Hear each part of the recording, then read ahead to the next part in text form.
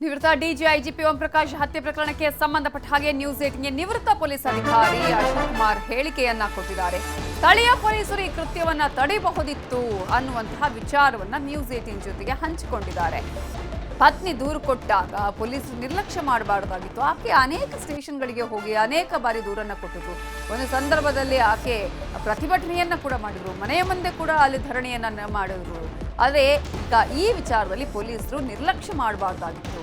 Licence gun ಹಿಂಪಡೆಯುವಂತಹ ಅಂದ್ರೆ ಆ ಒಂದು ವಿಚಾರದ ಬಗ್ಗೆ ಯೋಚನೆ ಮಾಡಬೇಕಾಗಿತ್ತು, ಹಿಂಪಡೆಯುವ ಕೆಲಸ ಮಾಡಬೇಕಾಗಿತ್ತು, ಕೋರ್ಟ್ ಮೂಲಕ ಗಂಡ ಹೆಂಡತಿ ಬೇರೆ ಇರಬಹುದಾಗಿತ್ತು ಅನ್ನುವಂತಹ ವಿಚಾರವನ್ನು ಕೂಡ ಹಂಚಿಕೊಂಡಿದ್ದಾರೆ.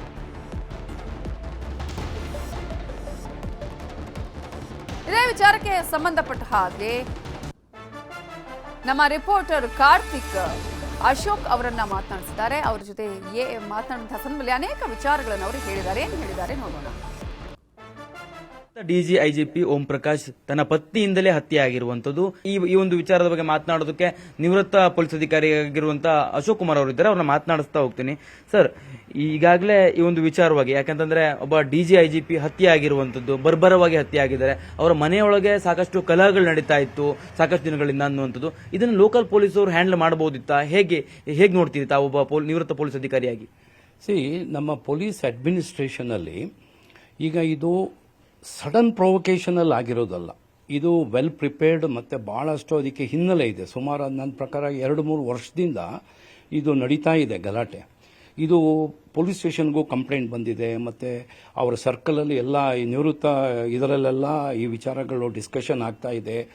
ಕೊನೆಗೆ ಅವರು ಕಂಪ್ಲೇಂಟ್ ಕೊಟ್ಟು ಲೋಕಲ್ ಪೊಲೀಸ್ನವ್ರು ಆಕ್ಷನ್ ತಗೊಳ್ಳದೇ ಇದ್ದದಕ್ಕೆ ಆಕೆ ಮನೆ ಮುಂದೆನೆ ಕೂತ್ಕೊಂಡು ಧರಣಿ ಮಾಡಿರೋದು ಇದೆ. ಈ ಹಿನ್ನೆಲೆ ನಿಜ ಆಗಿದ್ರೆ, ಏನು ಪೇಪರಲ್ಲಿ ಬಂದಿರೋದು ನಿಜ ಆಗಿದ್ರೆ, ಇದರಲ್ಲಿ ಲೋಕಲ್ ಪೊಲೀಸ್ ಅವ್ರದ್ದು ನಿರ್ಲಕ್ಷ್ಯನ ನನಗೆ ಎದ್ದು ಕಾಣ್ತಾ ಇದೆ. ಯಾಕೆಂದ್ರೆ ಅವರೀಗ ಪ್ರೆಸೆಂಟ್ ಡಿಜಿ ಅಲ್ಲ, ಅವರು ಸಾಮಾನ್ಯ ಒಬ್ಬರು ಅಧಿಕಾರಿ, ಅಲ್ಲಿ ರಿಟೈರ್ಡ್ ಆಗಿರೋ ನಿವೃತ್ತ ಅಧಿಕಾರಿ. ಸೊ ಈ ಕಂಪ್ಲೇಂಟು ಹೊರಗಡೆ ಬಂದ ಮೇಲೆ ಮತ್ತೆ ವೆಪನ್ ಇರೋದು ವಿಚಾರ ಬಂದ ಮೇಲೆ ಇದಕ್ಕೆ ಇಮಿಡಿಯೇಟ್ ಆಫೀಸರ್ಸ್ ಆಕ್ಷನ್ ತಗೊಳ್ಬೇಕಾಯ್ತು. ಕೊನೆ ಪಕ್ಷ ಆ ವೆಪನ್ ಆರು ಸೀಸ್ ಮಾಡಬೇಕಾಯ್ತು ಅಂತ ನಂದು. ಮತ್ತೆ ಕೂತು ಇದನ್ನ ಬಗೆಹರಿಸಲಿಕ್ಕೆ ಸಾಕಷ್ಟು ಇವರು ಕೆಲಸ ಮಾಡಿರ್ಬೋದು ಲೋಕಲ್ ಪೊಲೀಸ್, ಖಂಡಿತ.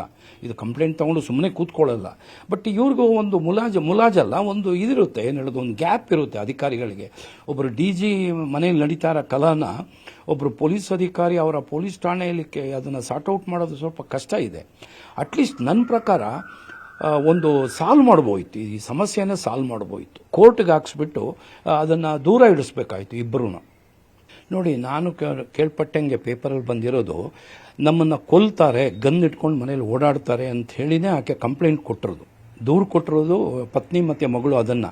ಅದು ಕೊಟ್ಟ ಮೇಲೆ ಆಮೇಲೆ ಇವ್ರದ್ದು ಜಗಳ ವಿಪರೀತ. ನೇಬರ್ಸ್ ಹೇಳಿರ್ತಾರೆ ಗಲಾಟೆ ಆಗುತ್ತೆ, ಹೊಡೆದಾಟ ಆಡೋದು, ಅದು ಬಿಸಾಗೋದು, ಇದು ಬಿಸಾಕೋದು, ಎಲ್ಲ ಶಬ್ದಗಳೆಲ್ಲ ಕೇಳ್ಬಿಟ್ಟಿರುತ್ತೆ. ಆ ಡಿಸ್ಟರ್ಬ್ಡ್ ಸಿಚುವೇಶನ್ ಅನ್ನ ಇವರು ಅದನ್ನ ಹಾಗೆ ಮುಂದುವರಿಸ್ಕೊಂಡು ಹೋಗಿದ್ದು ತಪ್ಪು ಅನ್ಸುತ್ತೆ ನನಗೆ. ಯಾಕೆಂದ್ರೆ ಇಮಿಡಿಯೇಟ್ ಆಗಿ ಅದನ್ನು ಹ್ಯಾಂಡಲ್ ಮಾಡಬೇಕಾಗಿತ್ತು, ಪ್ರಾಪರ್ ಕೋರ್ಟ್ಗೆ ಹೋಗ್ಬಿಡ್ಬೇಕಾಯ್ತು. ಇದು ಕೋರ್ಟ್ಗೆ ಹೋಗಿಬಿಟ್ಟು ಇವರು ಸೆಪರೇಟ್ ಆಗಿ ಬದುಕಿದ್ರೆ ಗಲಾಟೆಗಳು ಆಗ್ತಿರ್ಲಿಲ್ಲ. ಇದನ್ನ ಮನೆಯಲ್ಲೇ ಇಟ್ಕೊಂಡ್ಬಿಟ್ರು ಈ ಸಮಸ್ಯೆನ. ಅದು ಬ್ಲಾಸ್ಟ್ ಆಗಬೇಕಾಗಿತ್ತು, ಬ್ಲೋ ಅಪ್ ಆಗಬೇಕಾಗಿತ್ತು. ಒಳಗಡೆನೆ ಕುದೀತಾ ಇದ್ದಿದ್ದು ಒಂದು ತರದಲ್ಲಿ ಬ್ಲೋ ಅಪ್ ಆಗಿದೆ ಇವಾಗ ನನಗನ್ಸುತ್ತೆ. ಇದಿಷ್ಟು ನಿವೃತ್ತ ಪೊಲೀಸ್ ಅಧಿಕಾರಿ ಅಶೋಕ್ ಕುಮಾರ್ ಅವರ ಮಾತು. ಕ್ಯಾಮರಾ ಪರ್ಸನ್ ವಿಶ್ವನಾಥ್ ಹಾವೇರಿ ಜೊತೆ ಕಾರ್ತಿಕ್, ನ್ಯೂಸ್ 18 ಬೆಂಗಳೂರು.